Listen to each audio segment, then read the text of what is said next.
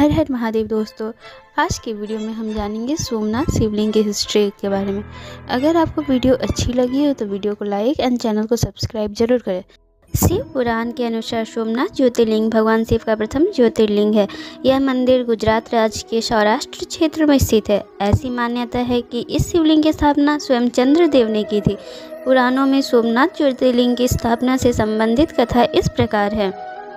जब प्रजापति दक्ष ने अपनी सभी 27 पुत्रियों का विवाह चंद्रमा के साथ करा दिया तो वे बहुत प्रसन्न हुए। पत्नी के रूप में दक्ष कन्याओं को प्राप्त कर चंद्रमा बहुत शोभित हुए और दक्ष कन्याएं भी अपने स्वामी के रूप में चंद्रमा को प्राप्त कर शोभायमान हो उठी।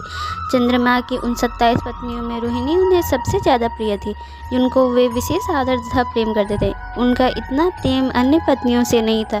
चंद्रमा की अपनी तरफ उदासीनता और उपेक्षा का देखकर रोहिणी के अलावा बाकी दक्ष पुत्रियां बहुत दुखी हुई। वे सभी अपने पिता दक्ष की शरण में गए और उनसे अपने कष्टों का वर्णन किया। अपनी पुत्रियों की व्यथा और चंद्रमा के दुर्व्यवहार को सुनकर दक्ष भी बड़े दुखी हुए। उन्होंने चंद्रमा से भेंट की और शांतिपूर्वक कहा, कलानिधे, तुमने निर्मल व पवित्र कुल में जन्म लिया, फिर भी तुम अपनी पत्नियों के साथ भेदभावपूर्ण व्यवहार करते हो। तुम्हारे आश्रम में रहने वाली जितनी भी स्त्रियां, उनके प्रति तुम्हारे मन में प्रेम कम और अधिक ऐसा सौतेला व्यवहार क्यों है?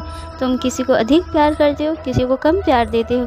ऐसा क्यों करते हो? अब तक जो व्यवहार किया वह ठीक नहीं है, फिर अब आगे ऐसा दुर्व्यवहार तुम्हें नहीं करना चाहिए। जो व्यक्ति आत्मीयजनों के साथ विषमतापूर्ण व्यवहार करता है उसे नरक में जाना पड़ता है। इस प्रकार प्रजापति दक्ष ने अपने दामाद चंद्रमा को प्रेम पूर्वक समझाया और ऐसा सोच लिया कि चंद्रमा में सुधार हो जाएगा। उसके बाद प्रजापति दक्ष वापस चले गए। इतना समझाने पर भी चंद्रमा ने अपने ससुर प्रजापति दक्ष की बात नहीं मानी।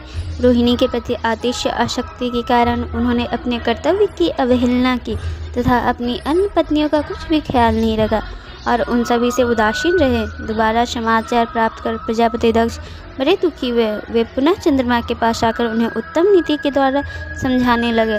दक्ष ने चंद्रमा से न्यायोचित बर्ताव करने की प्रार्थना की। बार बार आग्रह करने पर भी चंद्रमा ने अवहेलनापूर्वक जब दक्ष की बात नहीं मानी तब उन्होंने श्राप दे दिया।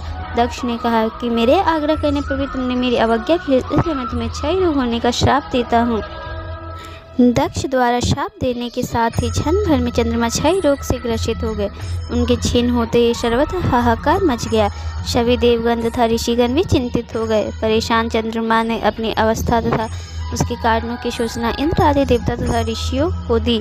उसके बाद उनकी सहायता के लिए इंद्र आदि देवता तथा वशिष्ठ आदि ऋषिगण ब्रह्मा जी के शरण में गए। ब्रह्मा जी ने उनसे कहा कि जो घटना हो गई उसे तो भुगतना ही है, क्योंकि दक्ष के निश्चय को पलटा नहीं जा सकता। उसके बाद ब्रह्मा जी ने उन देवताओं को एक उत्तम उपाय बताया। ब्रह्मा जी ने कहा कि चंद्रमा देवताओं के साथ कल्याणकारक शुभ प्रभास क्षेत्र में चले जाएं। वहां पर विधि पूर्वक शुभ मृत्युंजय मंत्र का अनुष्ठान करते हुए श्रद्धापूर्वक भगवान शिव की आराधना करें। अपने सामने शिवलिंग की स्थापना करके प्रतिदिन कठिन तपस्या करें। उनकी आराधना और तपस्या से जब भगवान भोलेनाथ प्रसन्न हो जाए तो वे इन्हें क्षय रोग से मुक्त कर देंगे। पितामह ब्रह्मा जी की आज्ञा को स्वीकार कर देवता और ऋषियों के संरक्षण में चंद्रमा देवमंडल सहित प्रभास क्षेत्र में पहुंच गए। वहां चंद्रदेव ने मृत्युंजय भगवान की अर्चना, वंदना और अनुष्ठान प्रारंभ किया। वे मृत्युंजय मंत्र का जाप तथा भगवान शिव की उपासना में तल्लीन हो गए। ब्रह्मा जी की आज्ञा के अनुसार चंद्रमा ने 6 महीने तक निरंतर तपस्या की और वृषभध्वज का पूजन किया। 10 करोड़ मृत्युंजय मंत्र का जाप तथा ध्यान करते हुए चंद्रमा स्थिर चित्त से वहां निरंतर खड़े रहे। उनकी उटक्ट तपस्या से भक्तवत्सल भगवान शंकर प्रसन्न हो गए। उन्होंने चंद्रमा से कहा, चंद्रदेव, तुम्हारा कल्याण हो। तुम जिसके लिए कठोर तप करे हो उस अपनी अभिलाषा को बताओ। मैं तुम्हारी इच्छा के अनुसार तुम्हें उत्तम वर प्रदान करूंगा। चंद्रमा ने प्रार्थना करते हुए विनयपूर्वक कहा, देवेश्वर, आप मेरे सब अपराधों को क्षमा करें और मेरे शरीर के इस क्षय रोग को दूर कर दें। भगवान शिव ने कहा, चंद्रदेव, तुम्हारी कला प्रतिदिन एक पक्ष में क्षीण हुआ करेगी, जबकि दूसरे पक्ष में प्रतिदिन वह निरंतर बढ़ती रहेगी। इस प्रकार तुम स्वस्थ और लोक सम्मान के योग्य हो जाओगे। भगवान शिव का कृपा प्रसाद प्राप्त कर चंद्रदेव बहुत प्रसन्न हुए।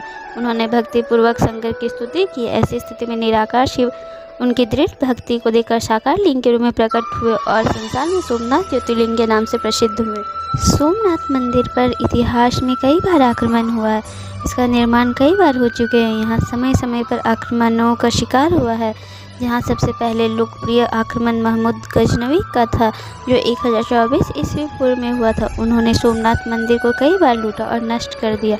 अलाउद्दीन खिलजी 1296 में सोमनाथ मंदिर पर आक्रमण किया था और उसे लूटा था। 1701 में मुगल सम्राट औरंगजेब ने सोमनाथ मंदिर को भी आक्रमण करने का प्रयास किया था, लेकिन इसे नष्ट करने में सफलता नहीं मिली।